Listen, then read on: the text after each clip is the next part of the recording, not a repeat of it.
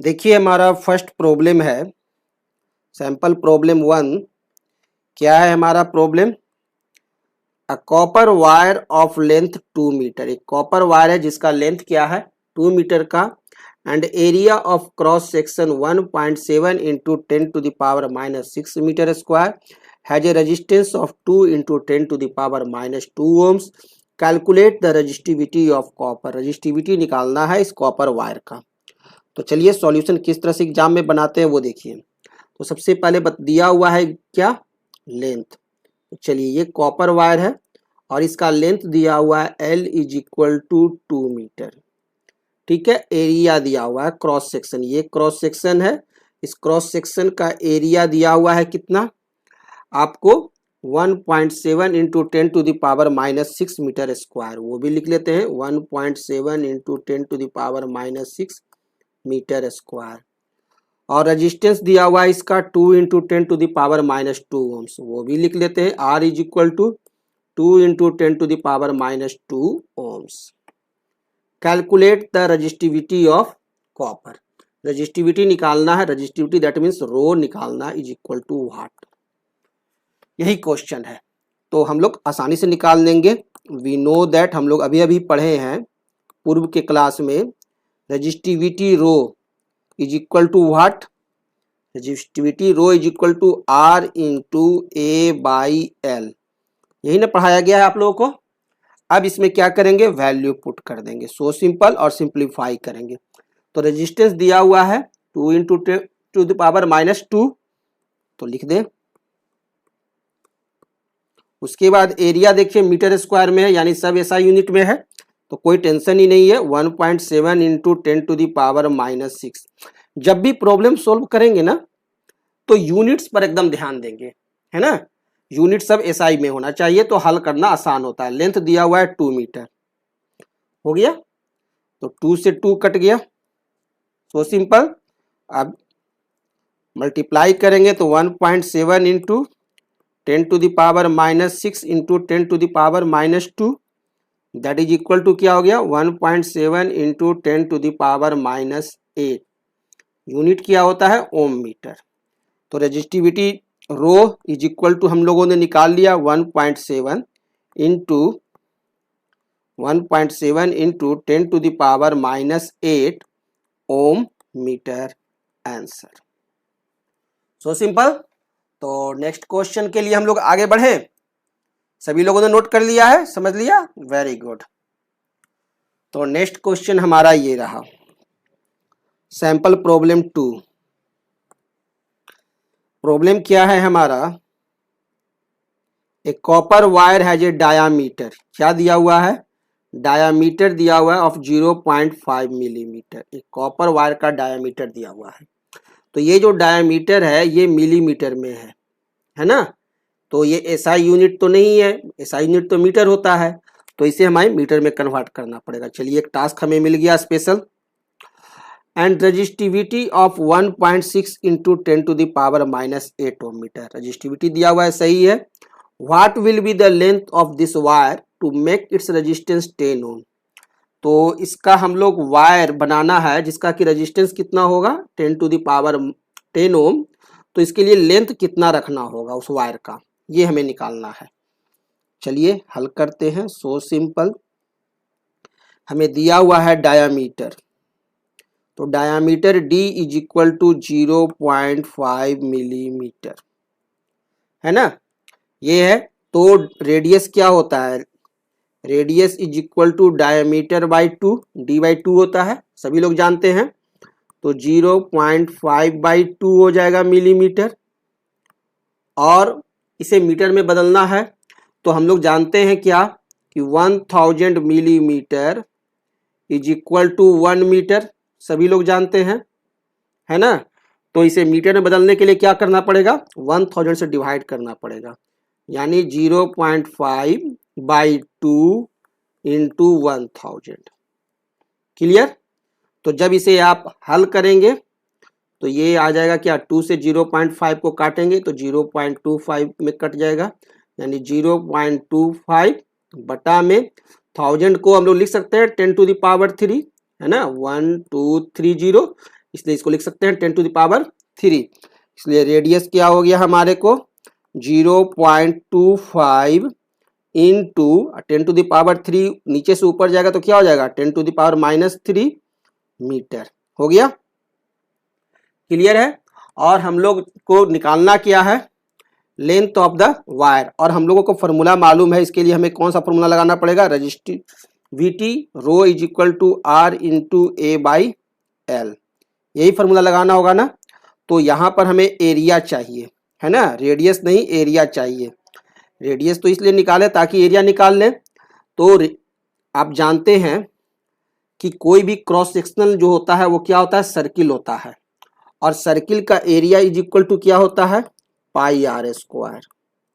तो value put कीजिए, पाई का वैल्यू होता है 22/7 इंटू रेडियस आपने निकाला है 0.25 इंटू 10⁻³ का स्क्वायर होगा। क्लियर। जब इसे आप सोल्व करेंगे तो एरिया का वैल्यू निकल जाएगा। तो एरिया इज इक्वल टू आ जाएगा आपको क्या हल करने पर 0.1964 इंटू 10⁻⁻6 मीटर स्क्वायर।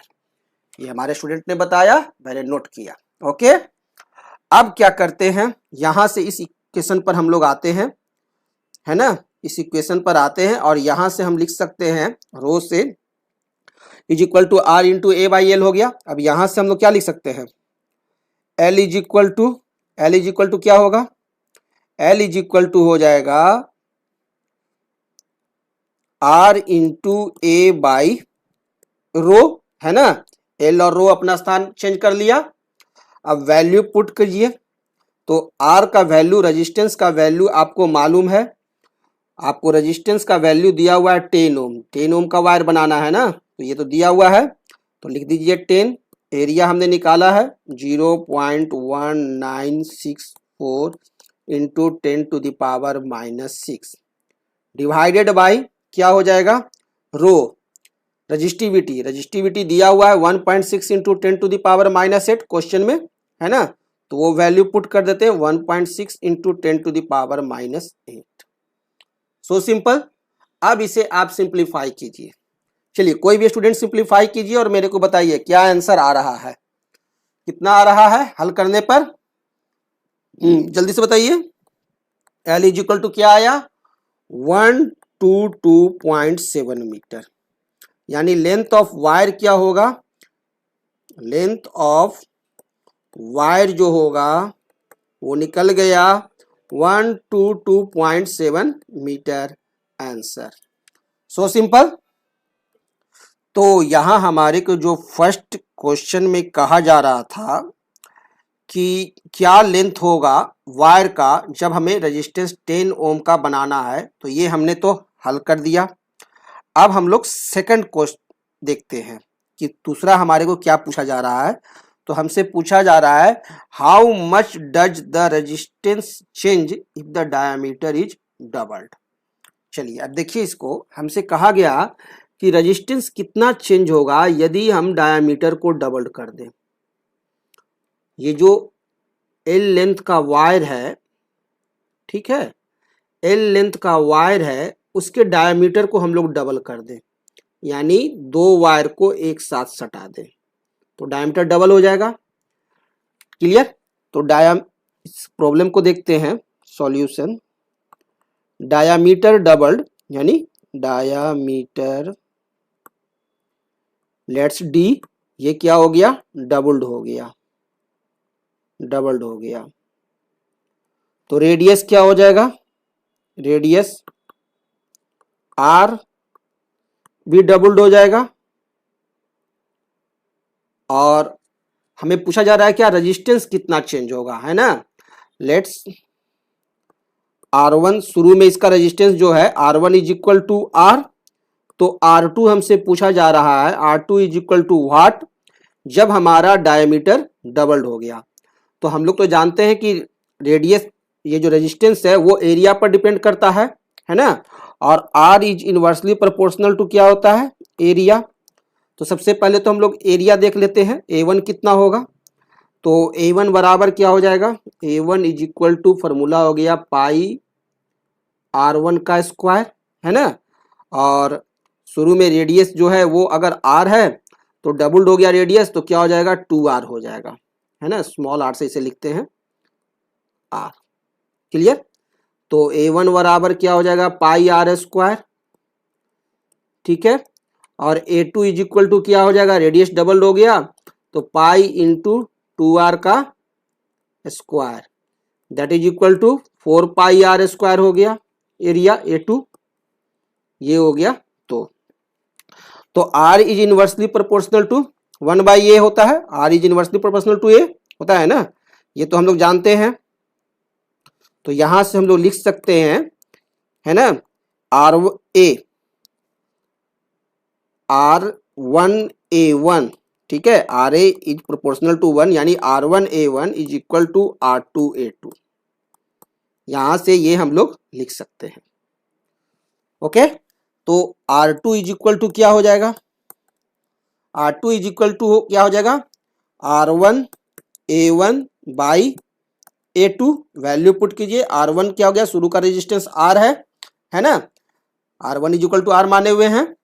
और एरिया A1 कितना हो गया पाई R स्क्वायर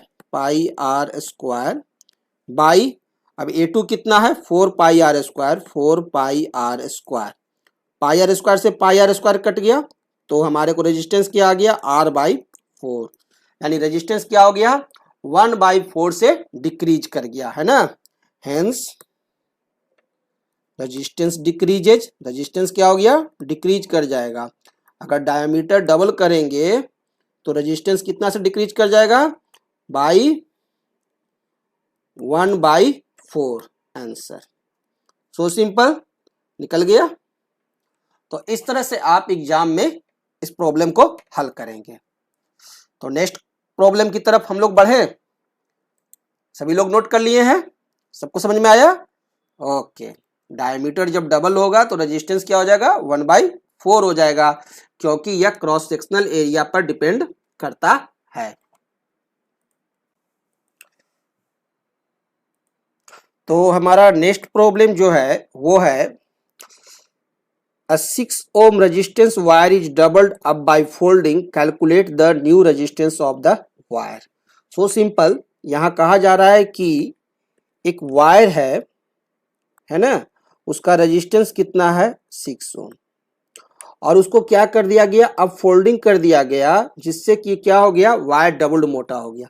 मान लीजिए कि वो वायर जो है उसकी लेंथ जो है वो L है, L1 is equal to L, और उसको बीच से फोल्ड किया जाता है।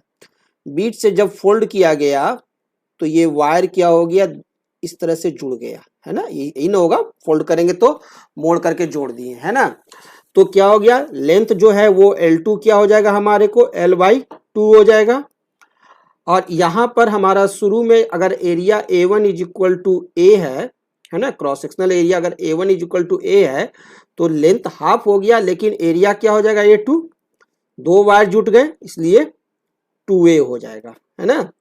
A1 इज इक्वल टू यहाँ पर A है तो यहाँ पर क्या हो जाएगा 2A हो जाएगा। क्लियर, यानी एरिया हमारा डबल्ड हो गया ड्यू टू फोल्डिंग। तो हमें निकालना क्या किया है न्यू रेजिस्टेंस। R1 6 ओम है तो R2 इज इक्वल टू वाट। तो यहां पर हमारे को एक चीज कांस्टेंट रहेगा वो रेजिस्टिविटी, वो दोनों कंडीशन में क्या रहेगा सेम रहेगा। फॉर्मूला तो हम लोग जानते हैं, वी नो दैट, क्या जानते हैं रेजिस्टिविटी, है ना, बराबर भी और रेजिस्टेंस बराबर भी। रेजिस्टेंस बराबर फॉर्मूला जानते हैं क्या R इंटू L/A। क्लियर। तो हम इसे लिख सकते हैं, रो तो कांस्टेंट है ना, A को इस साइड ले आए या इसी, तो क्या लिख सकते हैं R1A1 by L1 is equal to R2A2 by L2। Rho की चर्चा नहीं करेंगे क्योंकि रो तो कांस्टेंट रहेगा दोनों कंडीशन में, है ना। तो हमें निकालना क्या है R2 निकालना है। तो यहां से R2 इज इक्वल टू क्या हो जाएगा, R2 इज इक्वल टू हो जाएगा R1A1 L2 बाई, क्लियर है, L2 इस साइड जाएगा यहां से तो मल्टीप्लीकेशन में होगा, है ना, और A2 इस साइड जाएगा, है ना, तो क्या हो गया by A2 into L1। Clear, R2 बराबर हो जाएगा ना, A2 इधर आ जाएगा नीचे और R2 हमारा अकेले रह गया। अब वैल्यू पुट करेंगे तो R2 इज इक्वल टू क्या होगा, R1 हमारा R है, लिया हुआ है ना, शुरू में ही R1 का वैल्यू दिया हुआ है 6 ओम, वो दिया हुआ है, तो चलिए 6 ओम हम लिख देते हैं। 6 ओम जब दिया हुआ ही है तो यहाँ लिखते हैं 6। एरिया A1 हम माने हुए A इंटू A, L2 हमारा क्या हो गया L/2, है ना, तो L/2 नीचे चला जाएगा, क्लियर, इंटू अब A2 हमारे को है क्या, A2 हमारा हो गया 2A, तो हो गया 2A इंटू L1 हमारा क्या है, L1 हमारा है L, क्लियर, तो इंटू L हो गया। अब यह L से L कट गया, ये A से A कट गया, ठीक है, तो हमारे को